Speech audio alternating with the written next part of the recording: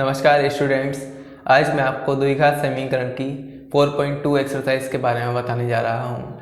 तो शुरू करते हैं, लेकिन उससे पहले आप अपने पेन, पेपर, कॉपी जो भी निकालना है जल्दी से निकाल लीजिए ताकि आप हमारे साथ सीख सकें और आगे बढ़ सकें। ठीक है, तो देखते हैं एक्सरसाइज 4.2 का पहला सवाल। पहला है सवाल यहाँ पे x square 3x minus 10 equal to 0। जैसा कि इसकी हेडिंग लिखी है, गुणनखंड विधि से निम्न द्विघात समीकरणों को मूल ज्ञात करना है, सिर्फ मूल। ठीक है,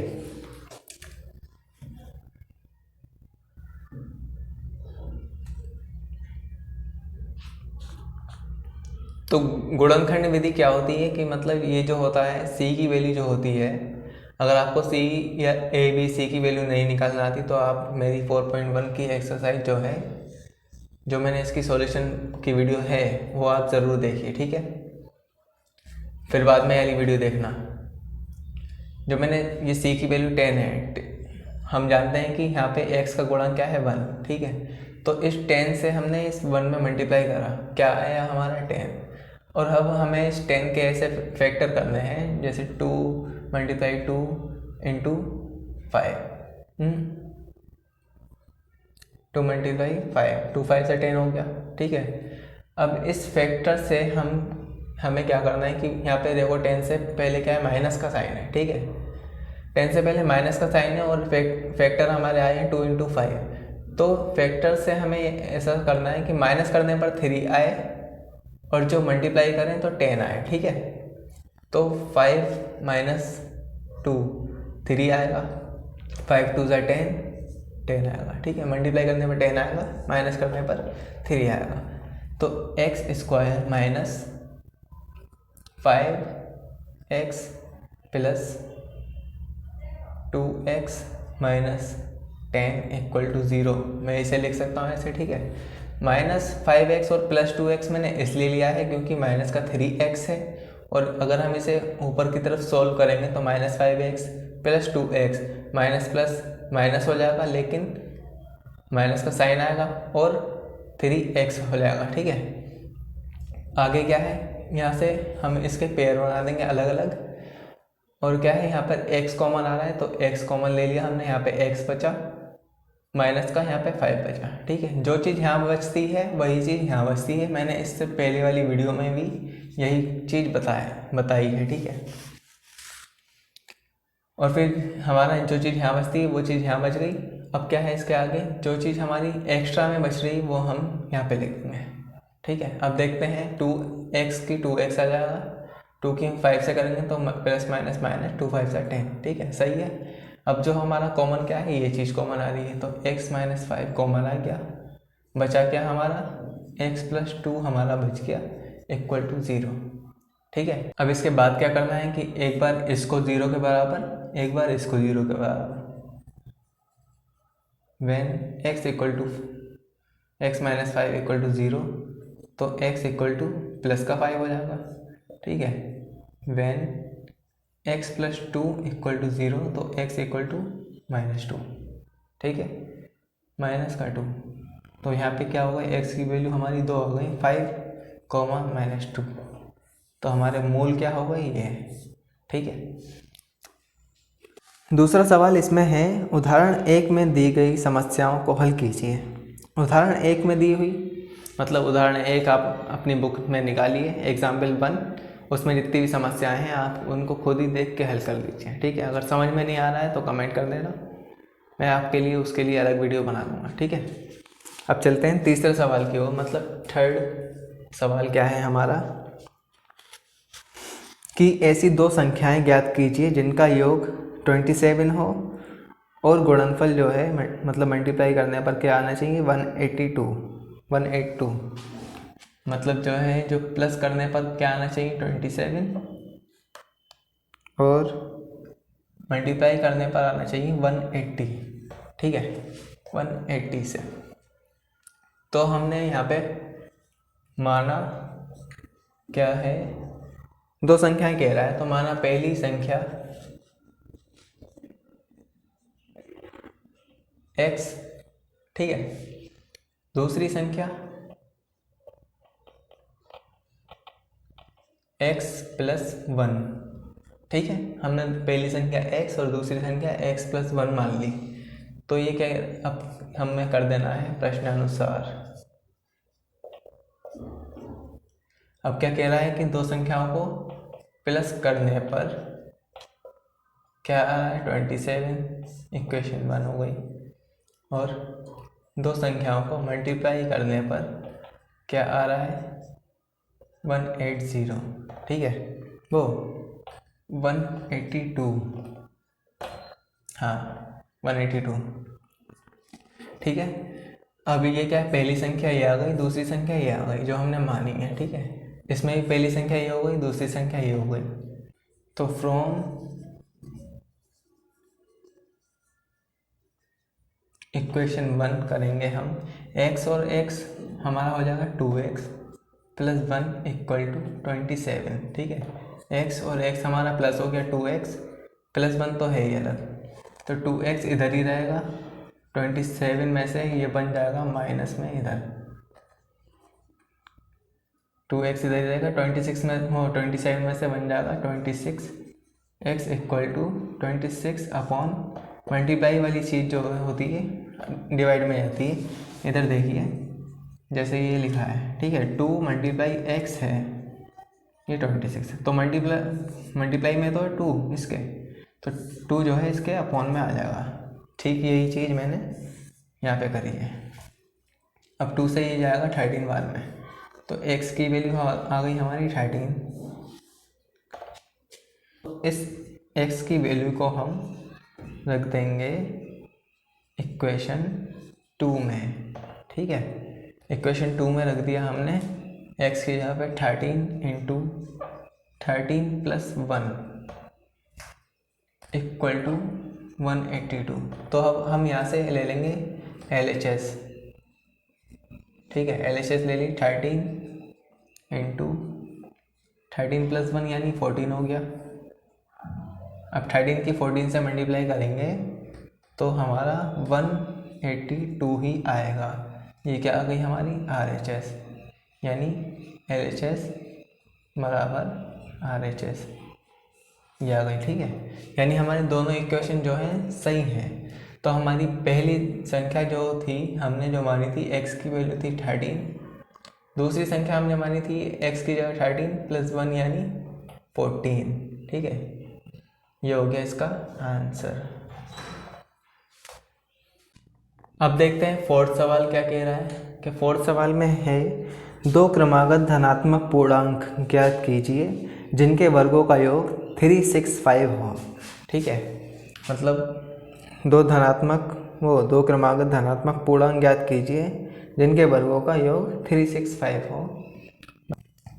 मतलब a का स्क्वायर प्लस b का स्क्वायर इक्वल टू क्या होना चाहिए 365, ठीक है। हमने यहाँ पे ऐसे रिलेट कर लिया है, मतलब मान लिया है यहाँ पे कि ये धनात्मक पूर्णांक है और ये भी धनात्मक पूर्णांक है, दोनों का प्लस स्क्वायर प्लस करने पर 365 होता है, ठीक है। अब इसे करने का तरीका क्या है, हमने क्या यहाँ पे माना है, माना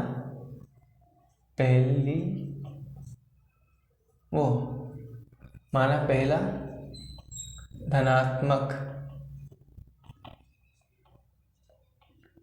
पूर्णांक क्या है हमारा x है और दूसरा धनात्मक पूर्णांक है x प्लस 1, ठीक है। दूसरा धनात्मक पूर्णांक क्या है x प्लस 1, तो कह रहा है कि उनके वर्गों का योग 365 हो। तो यहाँ पे प्रश्नानुसार क्या होना चाहिए, तो यहाँ पे प्रश्नानुसार होना चाहिए कि x का स्क्वायर प्लस x प्लस 1 का स्क्वायर क्या होना चाहिए 365, ठीक है। तो x का स्क्वायर तो x का स्क्वायर ही रहेगा। अब x प्लस 1 का होल स्क्वायर की जगह हम ये वाला फॉर्मूला यूज़ करेंगे कि a प्लस बी का होल स्क्वायर क्या होता है a square plus b square plus 2ab, ठीक है। यानी x का स्क्वायर प्लस 1 का square plus 2 into a 2x हो जाएगा, फिर 2x की 1 से होगी तो 2x ही रहेगा, 365, ठीक है। अब आगे क्या है, x square plus 2x² plus 2x plus 1 हो जाएगा ये 365, ठीक है। अब आगे क्या है, 2x ऐसी 2x² 2x ऐसी प्लस 1 ऐसी, ये इधर आ जाएगा -365 इंटू इक्वल टू 0, ठीक है। 1 माइनस हो जाएगा 365 में से, 2x² प्लस 2x, अब ये प्लस माइनस की वैल्यू बढ़ी तो माइनस आ गया, 364 बचा इक्वल में 0। अब यहाँ पर देखिए 2 है, ये भी 2 है और ये 2 से डिवाइड हो जाएगा, एंड में 4 है ना, यूनिट डिजिट इसकी 4 है तो 2 से ही डिवाइड हो जाएगा, मतलब 2 इसमें से कॉमन आ सकता है, x² प्लस x माइनस 2 1 जा 2 2 8 जा 2, ठीक है। अब इस 2 को जैसे हमने मल्टीप्लाई वाली चीज़ इक्वल के बराबर अपॉन भेज दी थी, वैसे ये 2 0 में चला जाएगा तो ये 0 हो जाएगा, मतलब ये गायब हो गया, ठीक है, गायब हो गया। यहीं से देख लीजिए 182 ये c की वैल्यू है, c की वैल्यू से किसकी मल्टीप्लाई होगी, x के मल्टीप्लाई में जो है, मतलब गुणांक जो है, x का गुणांक यहाँ पे 1, 182 की 1 से होगी तो 182 ही आएगा, ठीक है। तो 182 के ऐसे फैक्टर जिन्हें माइनस करने पर 1 बचे, यहाँ पे x का गुणांक 1 है, तो अभी इससे पहले एक सवाल हमने थर्ड वाला कराया तो उसके 182 के फैक्टर क्या थे, 13 इंटू 14, ठीक है। उसके फैक्टर थे 13 इंटू 14, 13 इंटू 14 करके 182 हो जाएगा, लेकिन हम 14 में से जब माइनस करेंगे 13 को तो क्या बचेगा 1, यानी हमारे ये फैक्टर सही हैं, यानी x² plus 14x minus 13x minus 182 equal 0। अब आगे क्या है, ये x इसमें से कॉमन आ रहा है तो x क्या है लिख लिया हमने, यहाँ पे बचा गया यहाँ पे x प्लस 14, ठीक है। जो चीज़ हमारी यहाँ बचती है वही चीज़ हम लिख लेते हैं यहाँ पे, x प्लस 14 इक्वल टू 0 हो जाएगा। अब जो चीज़ हमारी बच रही है वो हम यहाँ लिख लेंगे, ये तो बच रही है, x अंदर आ गया, 13 बच रहा, 13 लिख दिया हमने वाले, 13x से होगी 13x आ जाएगा, माइनस हो गया, माइनस प्लस माइनस 13 की 14 से होगी, ये आएगा। अब क्या है चीज़ कॉमन है, ये और ये x प्लस 14 और क्या है x माइनस 13 इक्वल टू 0। अब क्या है, एक बार इसे 0 के बराबर और एक बार इसे 0 के बराबर, ठीक है। तो अब करना है when x plus 14 equal to 0, तो x की वैल्यू क्या आएगी निकल के -14, ठीक है, ये प्लस का इधर जाके माइनस हो जाएगा, तो एक तो ये वैल्यू आ गई निकल के, और दूसरी में when x minus 13 equal to 0, तो x की वैल्यू यहाँ से आएगी निकल के माइनस से इधर जाके प्लस, ठीक है, यानी हमारी क्या मूल होगा x equal two plus 13 comma -14, ये हमारे हो गए 2 आंसर, ठीक है। जल्दी से नोट कर लीजिए।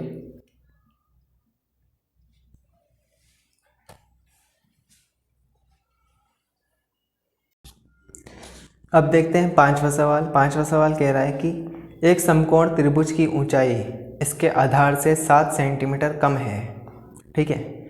यदि कण 13 सेंटीमीटर का हो तो अन्य 2 भुजाएं ज्ञात करनी है। तो सबसे पहले हम यहाँ पे ले रहे हैं एक त्रिभुज, वो भी समकोण त्रिभुज, ठीक है। इसमें क्या कह रहा है कि एक समकोण त्रिभुज की ऊंचाई इसके आधार से 7 सेंटीमीटर कम है, ठीक है। तो यहाँ पे हमने माना क्या है, ये पांचवा सवाल है, ठीक है। तो माना हमने क्या है कि आधार की हमारी क्या है, आधार की लंबाई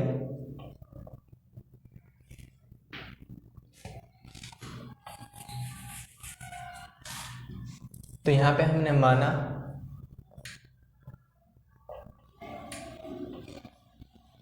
आधार की लंबाई क्या है, x है, ठीक है। तो आधार की लंबाई से ये जो लंब की लंबाई है वो x माइनस 7 कम है, ठीक है। तो यानी आधार की लंबाई हो गई x और लंब की लंबाई क्या हो गई x माइनस 7, यानी ये x माइनस 7 और ये कर्ण 13 दे ही रखा है।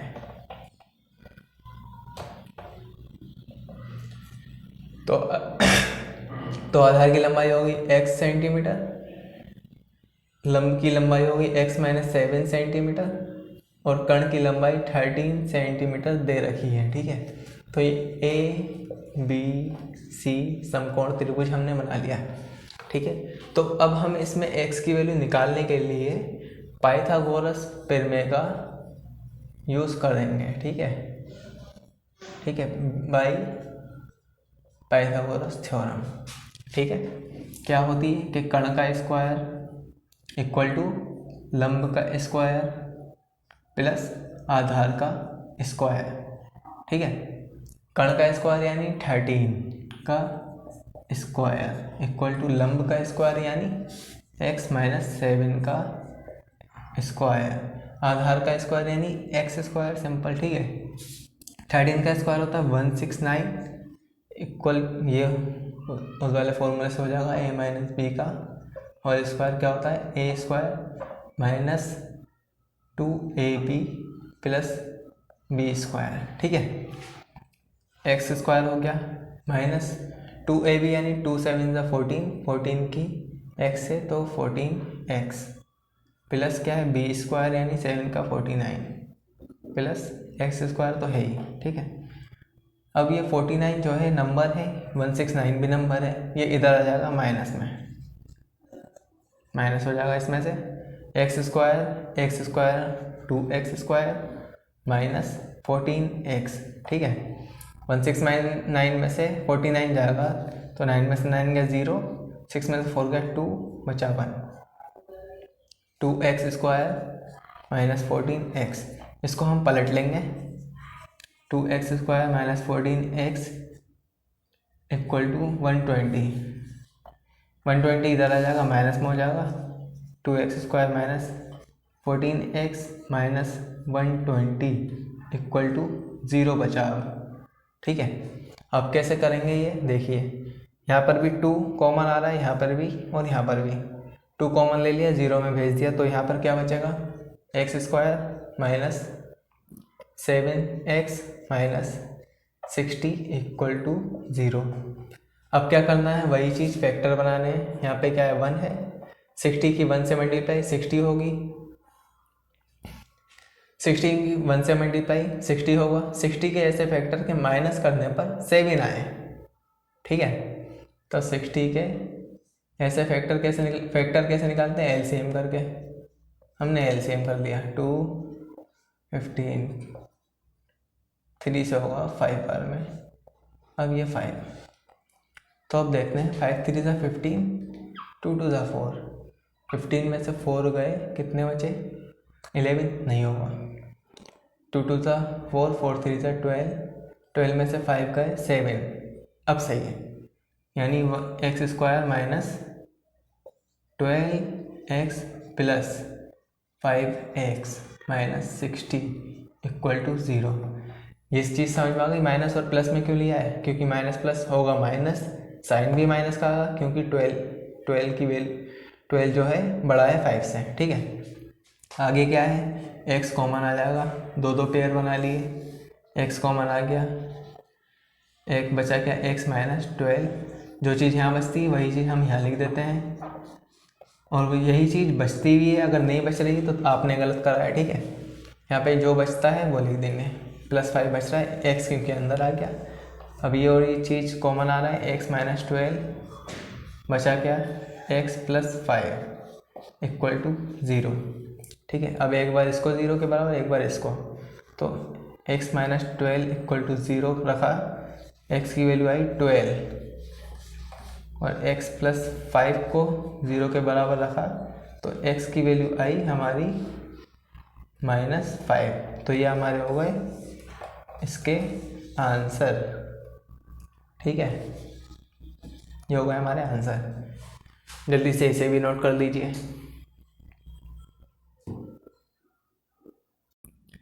अब बचा है हमारा लास्ट वाला सवाल, सिक्स वाला सवाल क्या है? एक कुटीर उद्योग एक दिन में कुछ बर्तनों का निर्माण करता है।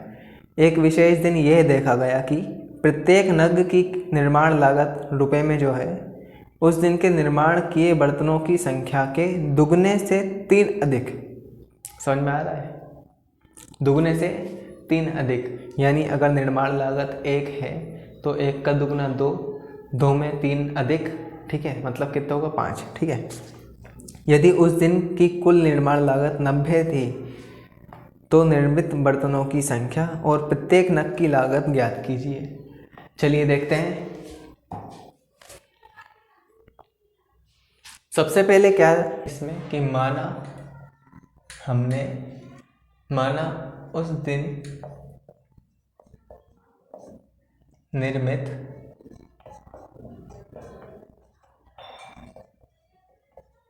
बर्तनों की संख्या क्या है? x है, ठीक है, x संख्या है।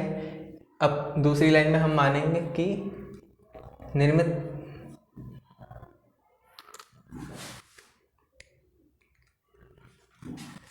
अब दूसरी लाइन में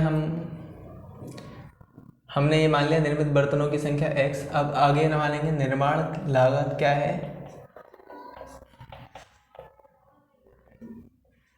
निर्माण लागत वो कह रहा है कि जो बर्तनों की संख्या है उसकी दुगनी से 3 अधिक, यानी 2x + 3 है, ठीक है। और के एंड में कह रहा है कि यदि बर्तनों की निर्माण, और आखिर में कह रहा है कि कुल निर्माण कितना है, मतलब हमने इसे कुल निर्माण ही लिख लिया, मतलब बर्तनों की संख्या दे रखी है उसमें। अंत में क्या है? कुल निर्माण क्या है? 90 है, ठीक है। तो अब प्रश्नानुसार हम क्या करेंगे कि x × 2x + 3 = 90, ठीक है, क्योंकि हमें x² करना है, सही है। यहाँ पर 2x से मल्टीप्लाई, 2x² + 3x = 90, 90 इधर आ जाएगा, 2x² + 3x - 90 हो गया =0, ठीक है। अब यहाँ से 90 की हम x की मल्टीप्लाई में जो है उससे मल्टीप्लाई करेंगे, 90 की 2 से होगी तो 180 आएगा। 180 के कैसे फैक्टर के माइनस करने पर 3 हो, 180 के ऐसे फैक्टर करने के माइनस करने पर 3 हो, तो 180 के कैसे फैक्टर होंगे? LCM करके देख लो, 2 9 9, ये 2x² + 15x - 12x - 90 = 0। 15 की 12 से मल्टीप्लाई करेंगे तो क्या आएगा? 180, और 15 में से 12 माइनस करेंगे तो बचेगा 3, ठीक है। यहाँ पे क्या कॉमन आ रहा है? x कॉमन आ रहा है, तो x हमने लिख लिया बाहर है। यहाँ पर बचा 2x + 15 बचा, ठीक है। जो चीज़ यहाँ बचती है वही चीज़ हम यहाँ लिख लेते हैं, 2x + 15 बच रहा है, इक्वल में क्या है? 0। तो जो चीज़ हमारी बच गई, और ये 12 है, ये 2x है, यानी 2 के टेल में 12 कब आता है? 6 बार में, तो -6 बाहर बचेगा, ठीक है। और 15 6 क्या होता है? 90, सही है, सही है। अब क्या कॉमन है?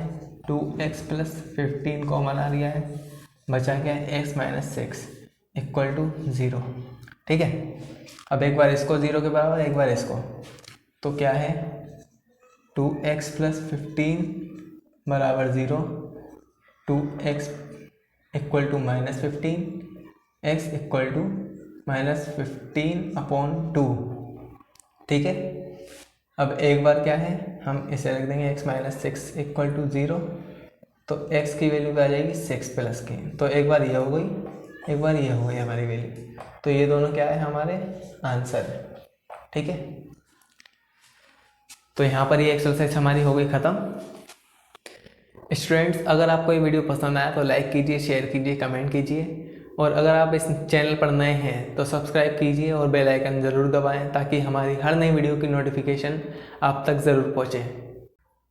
तो इसी के साथ मिलते हैं अगली वीडियो में, तब तक के लिए जय हिंद, वंदे मातरम।